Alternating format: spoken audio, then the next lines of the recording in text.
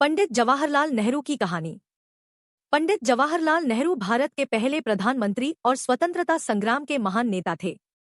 उनका जन्म 14 नवंबर 1889 को इलाहाबाद, अब प्रयागराज, में हुआ। उनके पिता मोतीलाल नेहरू एक बड़े वकील और धनी व्यक्ति थे, जबकि उनकी माता स्वरूपरानी धार्मिक और संस्कारी थी। बचपन से ही नेहरू तेजस्वी और जिज्ञासु स्वभाव के थे। उन्होंने प्रारंभिक शिक्षा घर पर ही प्राप्त की और फिर उच्च शिक्षा के लिए इंग्लैंड गए। उन्होंने हैरो स्कूल और कैम्ब्रिज विश्वविद्यालय से पढ़ाई की तथा लंदन से बैरिस्टर बने। वहां रहते हुए उन्होंने विज्ञान, इतिहास और राजनीति की गहरी समझ विकसित की।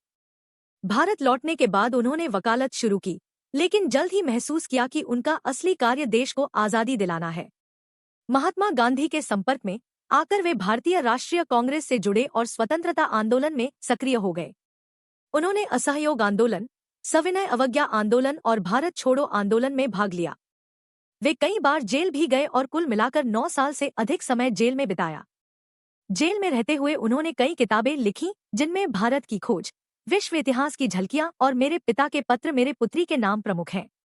नेहरू आधुनिक, वैज्ञानिक और प्रगतिशील विचारों के समर्थक थे। वे चाहते थे कि भारत जातिभेद, अज्ञानता और गरीबी से मुक्त होकर आगे बढ़े। वे समाजवाद, धर्मनिरपेक्षता और लोकतंत्र में विश्वास रखते थे। 15 अगस्त 1947 को जब भारत आजाद हुआ, तो नेहरू देश के पहले प्रधानमंत्री बने।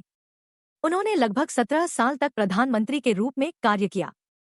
उनके कार्यकाल में पंचवर्षीय योजनाएं शुरू हुईं, बड़े-बड़े बांध और उद्योग बने, आईआईटी और एआईएमएस जैसे संस्थानों की नींव रखी गई। उन्होंने गुटनिरपेक्ष आंदोलन की भी नींव रखी ताकि भारत किसी भी बड़ी शक्ति के दबाव में न आए। बच्चों से उनका विशेष लगाव था।